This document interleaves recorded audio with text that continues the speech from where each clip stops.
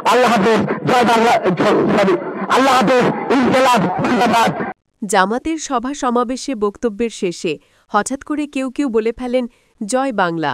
দীর্ঘদিন অভ্যাস তো, মুখ ফসকে বেরিয়ে যায় বলে মন্তব্য করেছেন বিএনপি নেত্রী ব্যারিস্টার রুমিন ফারহানা।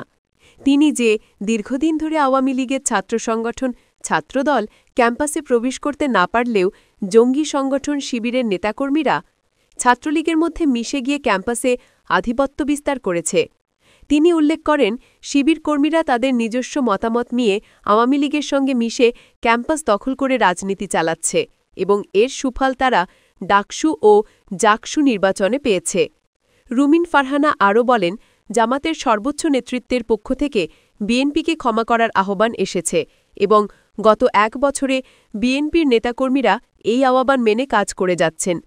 তিনি জামাতের কর্মীদের সুশৃঙ্খল এবং দলের প্রতি আনুগত্যপূর্ণ হিসেবে বর্ণনা করেন।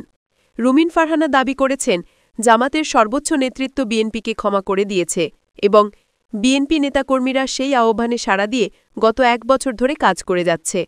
এটি রাজনৈতিক মিত্রতা ও সমঝোতার দিক নির্দেশ করে, যা বাংলাদেশের রাজনৈতিক স্থিতিশীলতার জন্য গুরুত্বপূর্ণ হতে পারে।